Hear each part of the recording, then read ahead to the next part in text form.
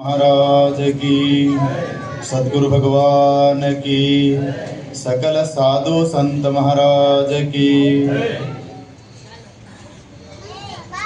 गुरुर् ब्रह्मा गुरुर्विष्णु गुरुर्देवो महेश्वरः गुरु साक्षात् परब्रह्मः तस्मै ಶ್ರೀ ಗುರುವೇ ನಮಃ.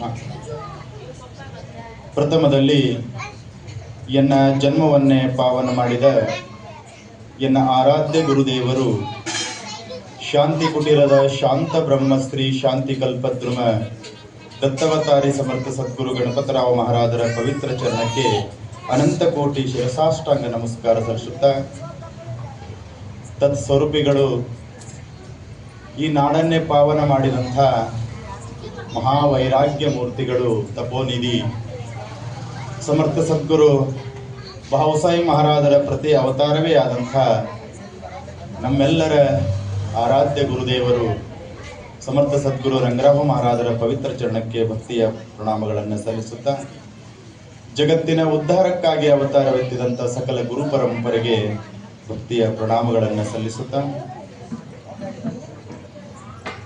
ಜ್ಯೇಷ್ಠ ಮಾಸದ ಶುಭ ಸಂದರ್ಭದಲ್ಲಿ ಸುಕ್ಷೇತ್ರ ಕತಿಜಾಪುರ ಗ್ರಾಮದಲ್ಲಿ ಒಂದು ವಿಶೇಷವಾದಂಥ ಸತ್ಸಂಗ ಕಾರ್ಯಕ್ರಮ. ಲೌಕಿಕ ವೃತ್ತಿಯಿಂದ ನಿವೃತ್ತಿ ಹೊಂದಿ ಇನ್ನು ಮುಂದಿನ ಜೀವನವ ಪಾರಮಾರ್ಥದಲ್ಲಿ ಕಳೆಯುವಂಥ ಸದುದ್ದೇಶದಿಂದ ಒಂದು ವಿಶೇಷ ಸತ್ಸಂಗ ಕಾರ್ಯಕ್ರಮವನ್ನು ಆಯೋಜನೆ ಮಾಡಿದಂಥ ನಮ್ಮ ಅರುಣ್ ಕಾಕ ಅವರಲ್ಲಿ ಕೂಡ ಪ್ರಣಾಮಗಳು ತಿಳಿಸುತ್ತಾ, ಅವರು ಏರ್ಪಡಿಸಿದ ಈ ಸತ್ಸಂಗ ಕಾರ್ಯಕ್ರಮದಲ್ಲಿ ಭಾಗವಹಿಸಿ ನಮ್ಮೆಲ್ಲರಿಗೂ ಉಪದೇಶಾಮೃತವನ್ನು ನೀಡಿರುವಂಥ ಹಿರಿಯರಾದಂಥ ಜ್ಯೇಷ್ಠ ಗುರು ಬಂಧುಗಳು ಪೂಜ್ಯ ಉದಯ ಗುರುಗಳಲ್ಲಿ, ಪೂಜ್ಯರಾದಂಥ ಅನಿಲ್ ಗುರುಗಳಲ್ಲಿ, ನಮ್ಮ ಕಾರ್ಯಕ್ರಮದ ಸಂಚಾಲಕರು ಅಶೋಕ್ ಅಣ್ಣವರಲ್ಲಿ, ನಮ್ಮ ಮಹೇಶ್ ಅಣ್ಣವರಲ್ಲಿ, ಶಂಭು ಗುರುಗಳಲ್ಲಿ, ಅವರಿವರೆನ್ನದೇ ಈ ಕಾರ್ಯಕ್ರಮದಲ್ಲಿ ಭಾಗವಹಿಸಿದಂಥ ನನ್ನ ಎಲ್ಲ ಜ್ಯೇಷ್ಠ ಶ್ರೇಷ್ಠ ಗುರುಬಂಧು ಭಗಿನಿಯರ ಪವಿತ್ರ ಚರಣಕ್ಕೆ ಭಕ್ತಿಯ ಪ್ರಣಾಮಗಳನ್ನು ಸಲ್ಲಿಸುತ್ತಾ, ಮನುಷ್ಯನ ಬದುಕು ಸಾರ್ಥಕತೆ ಆಗಬೇಕು ಅಂತಂದ್ರೆ ನಿಜಗುಂಡ್ರು ಒಂದು ಮಾತನ್ನು ಹೇಳ್ತಾರೆ,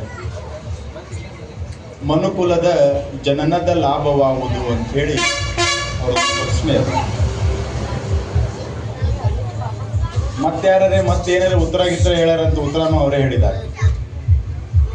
ಸಾಮಾನ್ಯ ಮಂದಿರಿಗೆ ಕೇಳಿದ್ರೆ ಅವ್ರಂತಾರೆ, ಮನುಕುಲದ ಜನನದ ಲಾಭ ಯಾವುದು ಅಂತಂದ್ರೆ ಮನುಷ್ಯ ಆಗಿ ಹುಟ್ಟು ಬಳಕೆ ಏನು ಮಾಡೋದ್ರಿ, ಚಲೋ ಹೊತ್ನಾಗ ಸಾಲಿ ಕಲಿಯೋದು, ಮಸ್ತ್ ನೌಕರಿ ತಗೊಳ್ಳೋದು, ಚಲೋ ಹೆಂಡತಿ ಲಗ್ನ ಆಗೋದು, ಮನೆ ಕಟ್ಟೋದು, ಇಷ್ಟೆಲ್ಲ ಲೌಕಿಕ ಜನರ ಸಾರ್ಥಕತೆ ಮಾನಿಸಿದ್ದಾರೆ. ಆದರೆ ಉತ್ತರನೂ ಅವರೇ ಹೇಳ್ತಾರೆ, ಮನುಕುಲದ ಜನನದ ಲಾಭವಾಗುವುದು ಅಂತಂದ್ರೆ ನಾವು ಯಾರು ಅಂತಕ್ಕಂಥದ್ದನ್ನ ತಿಳ್ಕೊಳ್ಳೋದು. ನಾವು ಯಾರು ಅಂತ ತಿಳ್ಕೊಬೇಕಾದ್ರೆ ಎಲ್ಲಿ ಹೋಗಬೇಕಾಗ್ತದೆ? ಅದು ಒಬ್ಬ ಶ್ರೋತ್ರಿಯ ಬ್ರಹ್ಮನಿಷ್ಠ ಸದ್ಗುರು ಕಡೆ ಹೋದ್ರೆ ಅವಾಗ ನಾವು ಯಾರು ಅನ್ನೋದು ಗೊತ್ತಾಗ್ತದೆ. ನಮಗೆಲ್ಲರಿಗೆ ನಾವು ಯಾರು ಅನ್ನೋದು ಯಾರು ಅಂತ ಕೇಳಿದ್ರೆ ನಾವು ಕಲ್ಲಪ್ಪ ಮಲ್ಲಪ್ಪ ನಮ್ಮ ಜಾತಿ ಕುಲ ಗೋತ್ರವನ್ನ ಹೇಳ್ಕೋತ ಬರ್ತಿದ್ದೀವಿ. ಆದ್ರೆ ನಾವು ಯಾರು ಅಂತಕ್ಕಂಥ ನಮಗೆ ಮೂಲ ಗೊತ್ತಿಲ್ಲ. ಯಾವಾಗ ನಮಗೆ ನಾ ಯಾರು ಅನ್ನೋದು ಗೊತ್ತಾಗ್ತದೆ ಅಂದೇ ದುಃಖ ನಿವೃತ್ತಿ ಆಗ್ತದೆ. ನಮಗಂತೂ ದೂರ ಬಿಡ್ರಿ, ರಾಮಗೆ ನೆನಪಾರಿತ್ತು ಯಾರು ಅನ್ನೋದು. ವಶಿಷ್ಠತ್ತ ರಾಮ ಹೋದ್ರೆ ವಶಿಷ್ಠ ಕೇಳಿದ್ರು, ನೀ ಯಾರು ಅಂತ. ರಾಮಂದ, ನಾ ಶ್ರೀರಾಮಚಂದ್ರ ಅಂತ.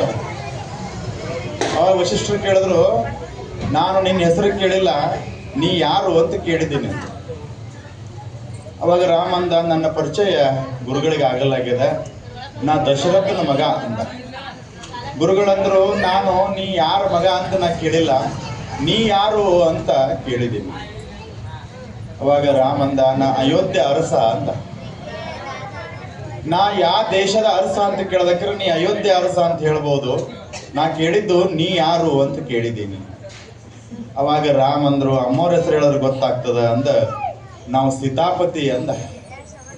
ಅವಾಗ ವಶಿಷ್ಠಂದ್ರು, ಏ ಕಿತಾಪತಿ, ನೀ ಯಾರ ಪತಿ ಅಂತ ನಾವು ಕೇಳಿಲ್ಲ. ನಾನು ಕೇಳಿದ್ದು ಬಹಳ ಸ್ಪಷ್ಟ, ನೀ ಯಾರು ಅಂತಕ್ಕಂಥದ್ದು. ಅವಾಗ ಶ್ರೀರಾಮನಿಗೆ ವಿವೇಕ ಉದಯ ಆಯಿತು, ವಿವೇಕ ಜಾಗೃತ ಆಯಿತು, ಸಾಷ್ಟಾಂಗ ನಮಸ್ಕಾರ ಹಾಕದ.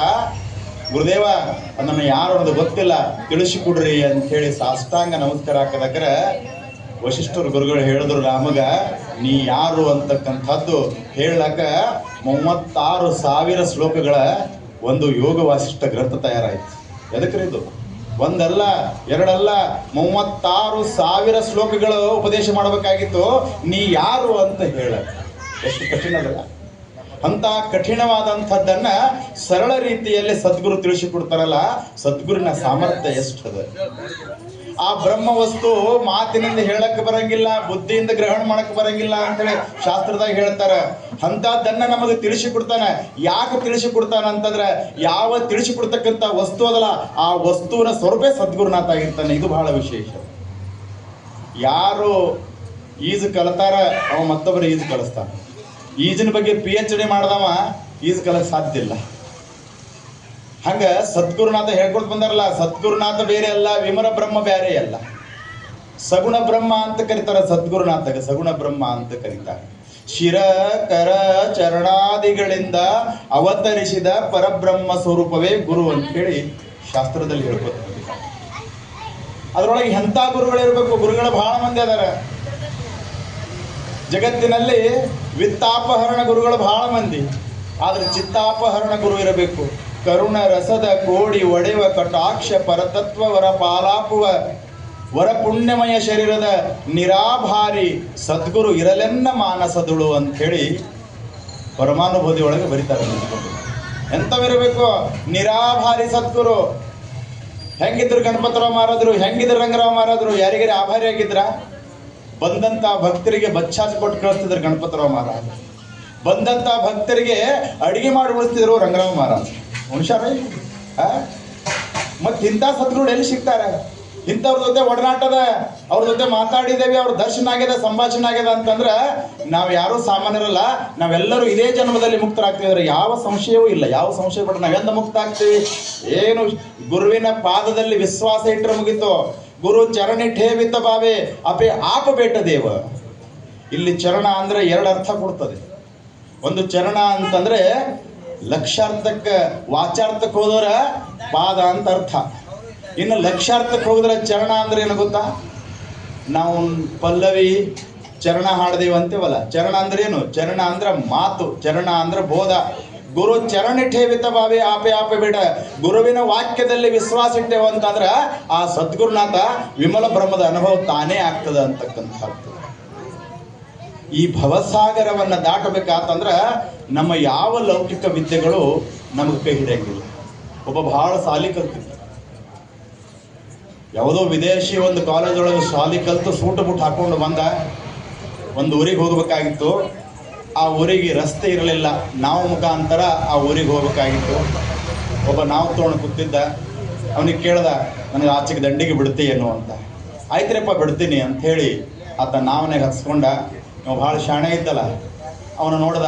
ಅವನ ಹತ್ರ ಏನೂ ಇರಲಿಲ್ಲ, ಒಂದಿಷ್ಟು ದೋತ್ರ ಅಂಗಿ ಹಾಕ್ಕೊಂಡು ಹೊಟ್ಟುತ್ತಿದ್ದ. ಅವನಿಗೆ ಕೇಳ್ದ, ನೀನು ಇಂಗ್ಲೀಷ್ ಬರ್ತದೇನ ಅಂದ. ಯಾವ ಸಾಲಿ ಕಲ್ತು ಬಂದಿದ್ದಲ್ಲ ಅವ, ನಾನು ಇಂಗ್ಲೀಷ್ ಅನ್ನ ಬರಂಗಿಲ್ಲ. ಏನೋ ಇಂಥ ಟೈಮ್ದಾಗ ಇಂಗ್ಲೀಷ್ ಬರಂಗಿಲ್ಲ ನನಗೆ, ನಿನ್ನ ಜನ್ಮ ವ್ಯರ್ಥ ಅಂತ. ನಿನ್ನ ಸಂಸ್ಕೃತ ಬರ್ತದನ್ನು, ಅದನ್ನು ಬರಂಗಿಲ್ಲ. ಅಲ್ಲೋ ಸಂಸ್ಕೃತ ಬರಂಗಿಲ್ಲ, ನಿನ್ನ ಜನ್ಮ ವ್ಯರ್ಥ. ಸಾಲಿಯರಿಗೆ ಕಲ್ತಿದ್ದಾನ, ಹೊಟ್ಟೆ ಕಲ್ತಿರಂದ, ನಿನ್ನ ಜನ್ಮ ವ್ಯರ್ಥ ಅಂದ. ಮತ್ತೆ ನಿನಗೆ ಏನಾರೇ ಬರ್ತದ? ನನಗೇನು ಬರ್ತದ ಅಂದ್ರೆ ಈ ನಾವನೊಳಗೆ ಯಾರು ಕೊಂಡಿರ್ತಾರಲ್ಲ ಅವ್ರಿಗೆ ಹೆಚ್ಚಿಗೆ ದಾಡ್ಸಕ್ಕೆ ಬರ್ತದ. ನಾವೇನಾರ ಗಾಳಿ ಸಿಕ್ತಂದ್ರೆ ಈಜು ದಡ ಸೇರ್ಲಕ್ಕೆ ಬರ್ತದ ಅಂತ ನಾವು. ಅವ ಅಂದ, ನಿನ್ನ ಜನ್ಮ ವ್ಯರ್ಥ ಎಷ್ಟಕ್ಕೆ ಇದೆ ಅಂದ. ಅಟ್ರ ಗಾಳಿ ಬಿಸಕ್ಕೆ ಚಾಲು ಆಯ್ತು. ನಾವ ನದಿಯ ಮಧ್ಯದಲ್ಲಿ ಹೋಗಿತ್ತು, ಗಾಳಿ ಬಿಸಕ್ಕೆ ಚಾಲು ಆಯ್ತು. ಅವ ನಾವೀಗ ಕಂದ, ನಿಮಗೆ ಈಸು ಬರ್ತದ ನಂದು. ನನಗೆ ಈಸು ಬರಂಗಿಲ್ಲ, ಇಂಗ್ಲೀಷ್ ಬರ್ತದ ನಾವು. ಇಂಗ್ಲೀಷ್ ಬರ್ತದ ಅಂದವ. ಇಡ್ತಾನೆ ಹೇಳಿದ್ರಲ್ಲ ನನ್ನ ಜನ್ಮ ವ್ಯರ್ಥ ಅಂತೇಳಿ. ಈಗ ನಿಮ್ದು ಜನ್ಮ ಮುಗಿಲಿಕ್ಕೆ ಬಂದದ ಅಂದವ. ಏನಾಗ್ಯದ? ಈಗ ಗಾಳಿ ಬೀಸಕತ್ತದ, ನಾವು ನನ್ನ ಕಂಟ್ರೋಲ್ ತಪ್ಪದ, ಮುಳುಗು ಸಂಭವ ಅದ, ನಿನ್ನ ಮುಗಿತು ಜೀವನ ಅಂದವ. ಅಟ್ರಾಗ ನಾವು ಮುಳುಗ್ತು, ಅವ ದಡ ಸೇರ್ದ, ಇವ ಇಂಗ್ಲೀಷ್ ಬಂದವ ಮುಳುಗದ. ಹ್ಯಾಂಗ ನದಿಯನ್ನ ದಾಟಬೇಕಂತಂದ್ರೆ ಈಜಂತಕ್ಕಂಥದ್ದು ಒಂದು ವಿದ್ಯೆ ಇದ್ರೆ ಹೆಂಗ ನದಿಯನ್ನ ದಾಟಕ್ಕೆ ಬರ್ತದೋ ಹಂಗ ಈ ಭವಸಾಗರವನ್ನ ದಾಟಬೇಕಂತಂದ್ರ ಅಲ್ಲಿ ಆಧ್ಯಾತ್ಮ ವಿದ್ಯೆ ಅಂತಕ್ಕಂಥ ಈಜು ಬಂದ್ರೆ ಮಾತ್ರ ನಾವು ಈ ಭವಸಾಗರವನ್ನು ದಾಟ್ಲಕ್ಕೆ ಬರ್ತದ. ಹೊರತಾಗಿ ಈ ನಮ್ಮ ಲಾಜಿ ಶಾಸ್ತ್ರಗಳು ಬಯಾಲಜಿ ಫಿಯಾಲಜಿ ಏನದಾವಲ್ಲ, ನಮ್ಮ ಲೌಕಿಕ ಯಾವ ವಿದ್ಯೆಯು ಈ ಭವಸಾಗರವನ್ನು ದಾಟಿಸ್ಲಕ್ಕ ನನಗೆ ಸಹಾಯಕ ಆಗಂಗಿಲ್ಲ. ಒಂದು ವಿದ್ಯೆ ಆಗ್ತದ, ಅದು ಆಧ್ಯಾತ್ಮದ ವಿದ್ಯೆ, ಅದು ನನ್ನ ಭವಸಾಗರವನ್ನು ದಾಟಿಸ್ತದ. ಅಂತ ವಿದ್ಯೆಯನ್ನ ಕಲಿಸಿಕೊಡ್ತಕ್ಕಂಥವ್ರು ಸದ್ಗುರುನಾಥರು. ಅಂತ ಸದ್ಗುರುನಾಥರ ಸೇವಾ ಬಂದ ವೇಳೆ ಮಾಡಿದ್ದು ಆಯ್ತಪ್ಪ ಅಂತಂದ್ರೆ ಮತ್ತೇನು ಮಾಡೋ ಅವಶ್ಯಕತೆ ಇಲ್ಲ. ಬಹಳ ಓದಬೇಕಾಗಿಲ್ಲ, ಬಹಳ ತಿಳ್ಕೋಬೇಕಾಗಿಲ್ಲ. ಗುರುವಿನ ಮೇಲೆ ವಿಶ್ವಾಸ ಇಟ್ಟರೆ ಸಾಕು. ಬಹಳ ಚಂದ ಬರೀತಾರೆ ಸರ್ವಜ್ಞ ಮೂರ್ತಿಗಳು. ಗುರು ಕರುಣೆ ನಿನಗೆ ದೊರೆತಿದ್ದಾಯ್ತು ಅಂತಂದ್ರೆ, ಗುರು ಸೇವೆ ನಿನಗೆ ದೊರಕಿದ್ದಾಯ್ತಪ್ಪ ಅಂತಂದ್ರೆ ಹಿರಿದಪ್ಪ ಪಾಪಗಳು ಸುಟ್ಟು ಹೋಗುವವು. ಯಾವ ರೀತಿ ಕರ್ಪೂರದ ಗಿರಿ ಹೆಂಗ ಸುಟ್ಟು ಹೋಗ್ತದಲ್ಲ ಹಂಗ ಸುಟ್ಟು ಹೋಗ್ತದ ಸರ್ವಜ್ಞ ಅಂತ ಬರೀತಾರ ಅವ್ರು. ಯಾವತ್ತು ಸದಾವ ಕಾಲ ಬಲ್ಲವರ ಒಂದಿಷ್ಟು ಸಹವಾಸ ಏನದಲ್ಲ, ಗುರುಗಳ ಸಹವಾಸದಲ್ಲ, ಅದು ನನ್ನಲ್ಲಿ ಇರ್ತಕ್ಕಂಥ ಎಲ್ಲ ದುರ್ಗುಣಗಳ ನಾಶ ಮಾಡುತ್ತದೆ. ಮರ ಮಥನಿಸಿ ಹುಟ್ಟಿದ ಅಗ್ನಿ ಆ ಮರವನ್ನೇ ಸುಡುವಂತೆ ಆವೃತ್ತಿ ಹೇಳ್ತಾರೆ ನಮ್ಮ ಬಸವಣ್ಣನವರು. ಮರ ಮತನಿಸಿ ಹುಟ್ಟಿದ ಅಗ್ನಿ ಆ ಮರವನ್ನೇ ಸುಡುವಂತೆ ನಿಮ್ಮ ಅನುಭಾವಿಗಳ ಸಂಘದಿಂದ ಹುಟ್ಟಿದ ಜ್ಞಾನಾಗ್ನಿ ನನ್ನ ತನುಭಾವ ಸುಟ್ಟಿತು ನೋಡ ಕೂಡಲ ಸಂಗಮ ದೇವ ಅಂತ ಬರೀತಾರೆ. ಅಂತ ಅದ್ಭುತ ಮಾತು ಬರೀತಾರೆ ನೋಡ್ರಿ. ಯಾವ ರೀತಿ ಒಂದು ಮರ ತಿಕ್ಕಿ ಹುಟ್ಟಿದಂತ ಅಗ್ನಿ ಆ ಹುಟ್ಟಿದ ಮರವನ್ನೇ ಹೆಂಗ ಸುಡ್ತದೋ ಹಂಗ ಅನುಭಾವಿಗಳ ಗುರುವಿನ ಸಂಘದಿಂದ ನನ್ನೊಳಗೆ ಜ್ಞಾನಾಗ್ನಿ ಉದಯಿಸಿ ನನ್ನಲ್ಲಿ ತನುಭಾವ, ಜೀವಭಾವ, ದೇಹಭಾವ ಸುಟ್ಟಿತು ನೋಡ ಅಂತ ಬರೀತಾರೆ. ಇದುವೇ ವಿಮಲ ಬ್ರಹ್ಮ. ಮತ್ತೇನು? ಯಾವಾಗ ದೇಹ ಭಾವ ನಷ್ಟ ಆಗ್ತದೆ, ಯಾವಾಗ ಜೀವಭಾವ ನಷ್ಟ ಆಗ್ತದೆ, ಅವಾಗ ಬ್ರಹ್ಮ ಸ್ವರೂಪೇ, ಮತ್ತೇನಿಲ್ಲ. ಅವಾಗ ಜಗತ್ತಿನಲ್ಲಿ ಭೇದವೇ ಇಲ್ಲ. ಯಾವಾಗ ದೇಹ ಭಾವ ಆಗ್ತದ ಅವಾಗ ಎರಡು ಭಾವ ಹುಟ್ಟುತ್ತದೆ, ದ್ವೈತ ಭಾವ ಹುಟ್ಟುತ್ತದೆ. ಯಾವಾಗ ದೇಹ ಭಾವ ಅಳಿತದ ಆತ್ಮಭಾವ ಉಳಿತದ, ಆತ್ಮ ಎಲ್ಲ ಕಡೆ ಒಂದದ. ನಮಗೆ ಭೇದ ಯಾಕದ, ದ್ವೇಷ ಯಾಕದ, ಒಬ್ಬರ ಮ್ಯಾಗ ಪ್ರೇಮ ಒಬ್ಬರ ಮ್ಯಾಗ ದ್ವೇಷ ಯಾಕದ ಅಂತ ಕೇಳಿದ್ರೆ ನಮ್ಮಲ್ಲಿ ದ್ವೈತ ಭಾವ ಅದ. ಯಾವಾಗ ಆ ವಸ್ತು ಪೂರಕದ ಅನುಕೂಲದ ಅದರ ಮ್ಯಾಗ ಪ್ರೇಮ, ಪ್ರತಿಕೂಲದ ದ್ವೇಷ. ಈ ದೇಹ ಭಾವ ಜೀವಭಾವ ನಾಮರೂಪ ಎಲ್ಲಿವರೆಗೆ ಅದ ಅಲ್ಲಿವರೆಗೆ ಭೇದ ಬುದ್ಧಿನೇ. ಒಂದು ಮಣ್ಣಿನ ಪಣತಿ, ಇನ್ನೊಂದು ಕಬ್ಬಣದ ಪಣತಿ, ಇನ್ನೊಂದು ಬೆಳ್ಳಿಯ ಪಣತಿ, ಇನ್ನೊಂದು ಬಂಗಾರದ ಪಣತಿ. ಆ ಪಣತಿಯೊಳಗೆ ಎಣ್ಣೆನ ಬೇರೆ ಬೇರೆ ಹಾಕ್ಯಾರ. ಒಂದ್ರಾಗ ಶೇಂಗಾ ಎಣ್ಣೆದ, ಒಂದ್ರಾಗ ಕುಸುಬಿ ಎಣ್ಣೆದ, ಒಂದ್ರಾಗ ಇನ್ನೊಂದು ಯಾವುದೋ ಎಣ್ಣೆದ. ಬತ್ತಿನೂ ಬೇರೆ ಬೇರೆವ. ಆದ್ರೆ ಜ್ಯೋತಿಯನ್ನು ಬೆಳಗಿಸಿ ಬಿಟ್ರೆ ಎಲ್ಲಿ ಭೇದದ? ಭೇದ ಅದ ಏನು? ಭೇದ ಕಾಣಬಹುದಾ? ಪಣತಿಯಲ್ಲಿ ನೋಡಿದ್ರ ಭೇದದ. ಪಣತಿ ಮಣ್ಣಿಂದು ಕನಿಷ್ಠ, ಬಂಗಾರದ ಶ್ರೇಷ್ಠ. ಆದ್ರೆ ಮಣ್ಣಿನಲ್ಲಿ ಪರಕಿರಬಹುದು, ಬಂಗಾರದಲ್ಲಿ ಪರಕಿರಬಹುದು. ಆ ಎರಡೂ ಪಣತಿಯಲ್ಲಿ ಉರಿಯುವಂತ ಬೆಳಕ ಭೇದದೇನೋ, ಜ್ಯೋತಿ ಬೆಳಕದೇನೋ.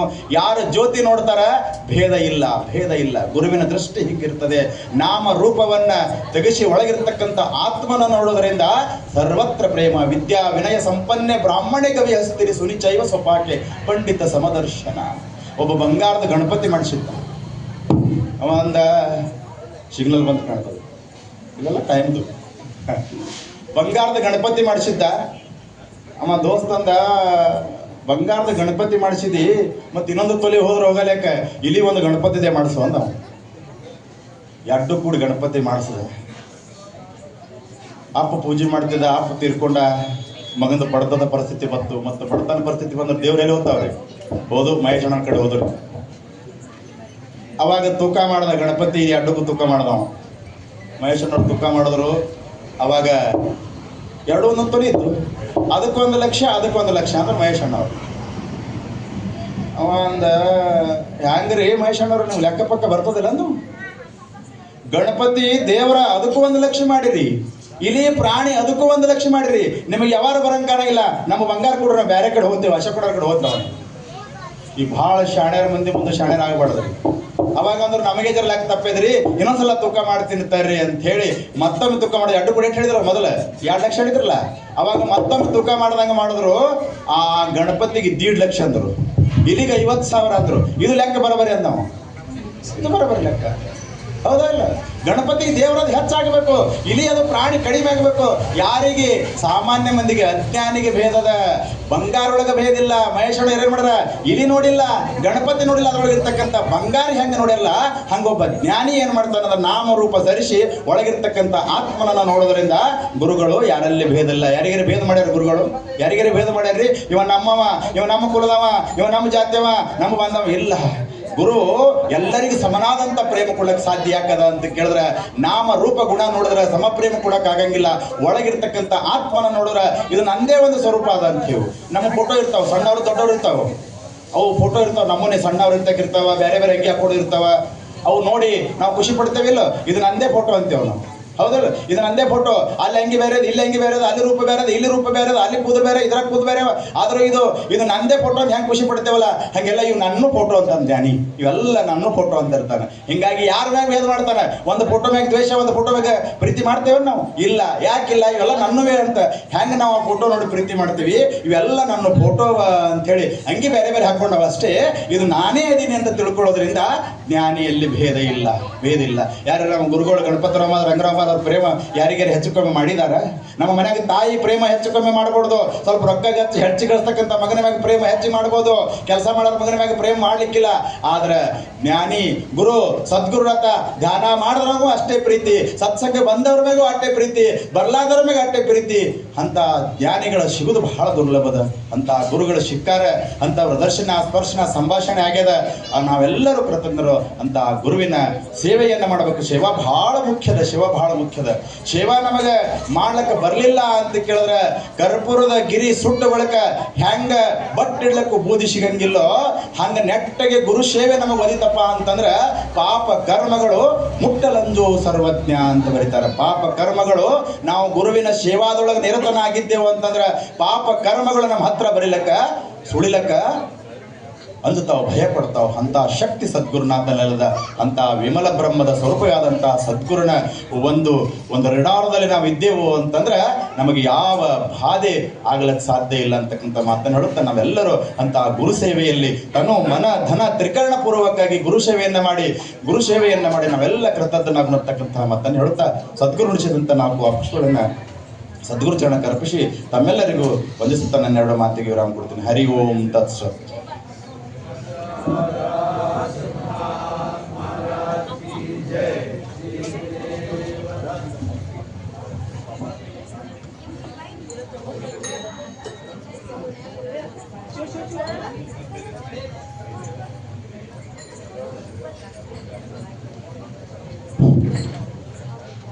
ತುಂಬ ಧನ್ಯವಾದ ಪ್ರಕಾಶ್ ಅವರಿಗೆ. ಈಗ ರಾತ್ರಿ ಸಾಂಪ್ರದಾಯಿಕ ಭಜನೆ ಪ್ರಾರಂಭ.